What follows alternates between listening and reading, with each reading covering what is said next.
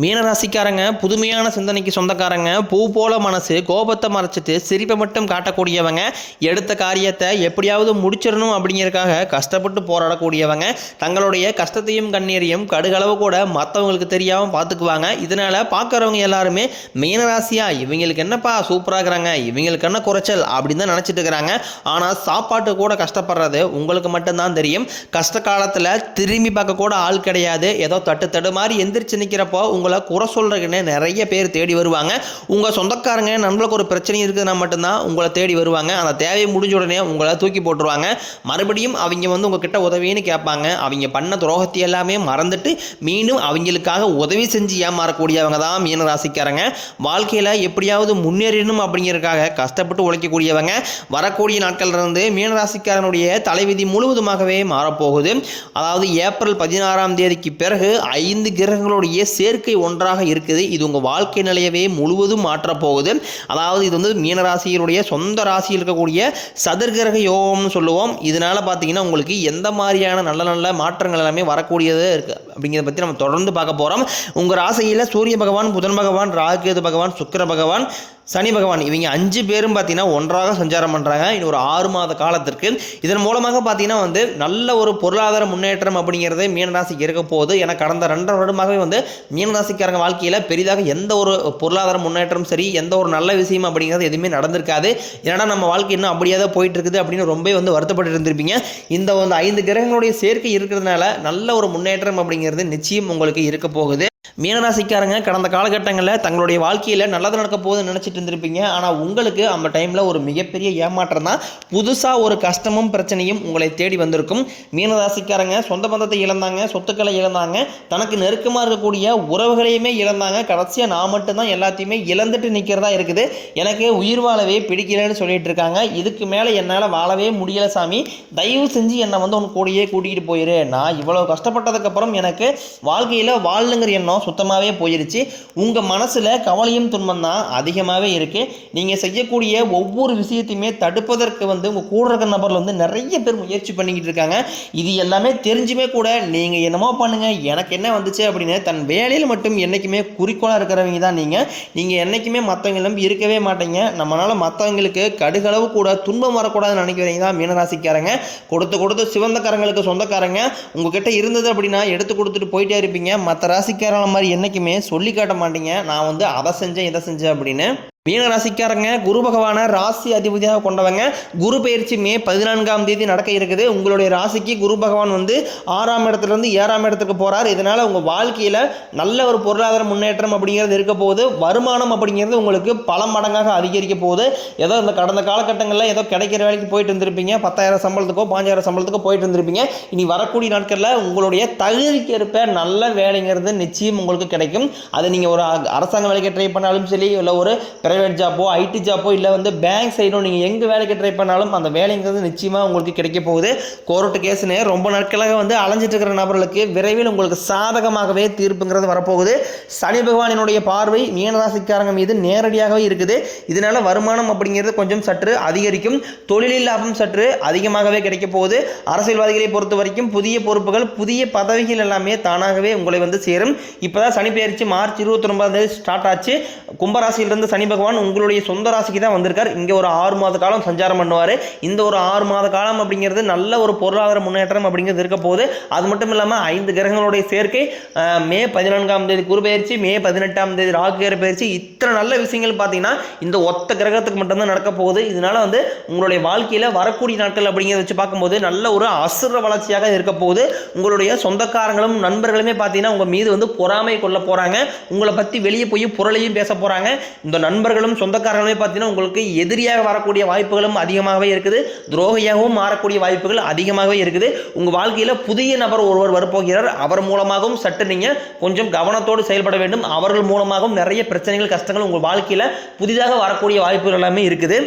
மீனராசிக்காரங்க சனி பயிற்சிக்கு அப்புறம் பயப்படுறது இந்த ராகுகேது பயிற்சி நினச்சி தான். ஏன்னா சனி பகவான் நல்லது பண்ணுவார், கெட்டது பண்ணுவார், ஆனால் ஈஸியாக கண்டுபிடிச்சிடலாம். ஆனால் ராகுகேது என்ன பண்ணுவார்னே தெரியாது, அதை கண்டே பிடிக்க முடியாது. ஆனால் வரக்கூடிய நாட்களில் இந்த 2 கிரகங்களும் சேர்ந்து நல்ல ஒரு பொருளாதார முன்னேற்றத்தை தரப்போகிறாங்க அப்படிங்கிறது மட்டும் 100% உண்மை.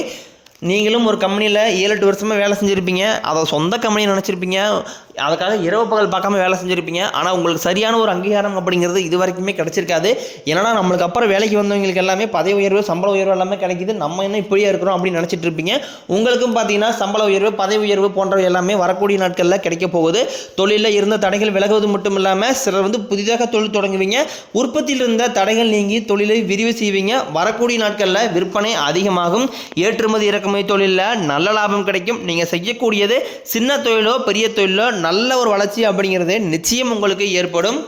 திருமணமாகாத மீனராசி ஆண்களோ பெண்களோ, பெண்களுக்கு ஏதாவது ஒரு வகையில் ஈஸியாக திருமணம் அப்படிங்கிறது அமைஞ்சிருது. ஆனால் இதில் ஆண்கள் தான் ரொம்ப ரொம்ப பாவம். ஏன்னா வயது 33, 35, 38 வயது வரைக்குமே நிறைய ஆண்களுக்கு திருமண பாக்கியம் அப்படிங்கிறது தடைபட்டே போயிருக்கு.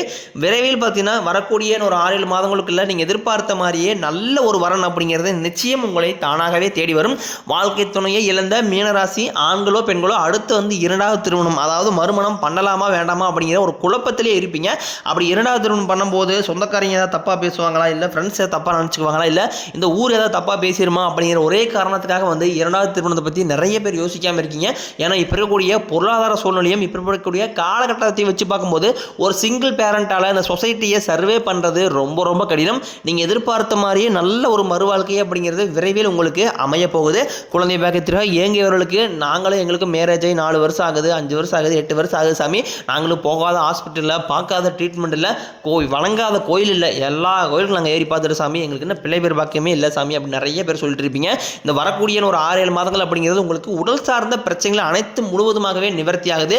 ஏன்னா குரு பகவானுடைய குரு பெயர்ச்சி நடக்க இருக்குது. உங்களுடைய சொந்த ராசியான மீன ராசியில் அவர் வந்து பார்த்தீங்கன்னா உச்சம் பெற போகிறார். கண்டிப்பாக உங்களுக்கு நீங்கள் எதையெல்லாமே இழந்துட்டு கஷ்டப்பட்டுட்டு இருக்கிறீங்களோ அவருக்கு நிச்சயம் உங்களுக்கு அதனை பெற்று தருவார். பிரிந்திருக்கக்கூடிய கணவன் மனைவி எல்லாமே மீண்டும் ஒரு முறை சேர்ந்து பேசக்கூடிய வாய்ப்பு கிடைக்கும் பட்சத்தில் மீண்டும் இணைந்து வாழ போகிறீங்க. காதலில் அதிகமாக தோல்வி அடையக்கூடிய ராசி அப்படின்னா அது பெரும்பாலும் மீனராசிக்காரங்க தான். ஏன்னா மீனராசிக்காரங்களுக்கும் காதலுக்கும் செட்டே ஆகாது. நீங்கள் காதலை வெளிப்படுத்துவீங்க, அந்த காதல் வந்து வேண்டாம்னு சொல்லிடுவாங்க. அதையும் மீறி நீங்கள் காதல் செஞ்சு நீங்கள் வந்து வீட்டில் போய் சொல்லும்போது வீட்டில் கூடிய பேரண்ட்ஸ் எல்லாமே ஏற்றுக்க மாட்டாங்க. இந்த மாதிரி நிறைய சிக்கல் எல்லாமே கடந்த காலகட்டங்களில் மீனராசிக்காரி சிந்திச்சிருப்பீங்க. இனி வரக்கூடிய நாட்களில் நீங்கள் காதலை வெளிப்படுத்தும் போது அந்த காதல் கண்டிப்பாக கைகூடும். வீட்டில் போய் சொல்லும்போது வீட்டிலுடைய பெற்றோருடைய சம்மத்தோட உங்களுக்கு திருமணம் செய்து வைக்கக்கூடிய வாய்ப்புகள் பிரகாசமாகவே உள்ளது. சிலருக்கு படிப்பதற்காகவும் வேலை விஷயமாகவும் தொழில் விஷயமாகவும் வெளியூர் வெளிநாடு போகக்கூடிய வாய்ப்புகள் எல்லாமே கிடைக்க போகுது. கடந்த காலகட்டங்களில் மீனராசிக்காரன் குடும்பத்தில் எந்த ஒரு சுப நிகழ்ச்சியுமே நடந்திருக்காது. இனி வரக்கூடிய நாட்களில் திருமணம், சீமந்தம், புதிதாக வீடு கட்ட ஆரம்பிப்பீங்க, கிரகப்பிரவேசம் போன்ற சுப நிகழ்ச்சி எல்லாமே நடக்க போகுது. சிலர் வந்து புதிதாக தொழில் தொடங்கலான்னு முயற்சி பண்ணுவீங்க. அந்த முயற்சி எதிர்பார்த்த உதவிகள் உங்களுக்கு நிச்சயம் கிடைக்கும். மீனராசியை பொறுத்த வரைக்கும் நீங்கள் ஆண்களோ பெண்களோ அரசு வேலையோ தனியார் வேலையோ கூலி வேலையோ நீங்கள் எதிர்பாராத வருமானம் அப்படிங்கிறது உங்களுக்கு இரட்டிப்பு மடங்காக கிடைக்க போகுது. வேலையில் இருந்த பிரச்சனை தடுமாற்றம் முழுவதும் அடைய போகுது. நீங்கள் 10 பேரை வச்சு வேலை வாங்குறீங்களோ இல்லை வந்து நீங்கள் கூலி வேலை செய்கிறீங்களோ வரக்கூடிய நாட்களில் பேச்சில் மட்டும் கொஞ்சம் நிதானத்தை கடைபிடிப்பது ரொம்ப ரொம்ப நல்லது.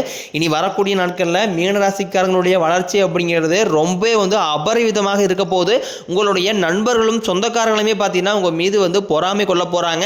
முடிஞ்ச அளவுக்கு வந்து எல்லா விஷயத்தையுமே கொஞ்சம் ரகசியமாக வச்சுக்கிறது ரொம்ப ரொம்ப நல்லது. ஏன்னா மீனராசிக்காரங்க எல்லாமே வந்து ஓப்பனாக பேசிடுவாங்க.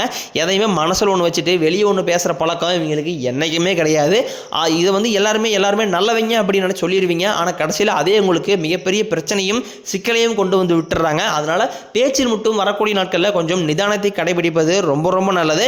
நீங்கள் மாணவர்களாக இருக்கும் பட்சத்தில் இந்த வரக்கூடிய 10ஆம் வகுப்பு, 11ஆம் வகுப்பு, 12ஆம் வகுப்பு போத்தவர் நினச்சி நிறைய மாணவர் வந்து பயந்துக்கிட்டே இருப்பீங்க.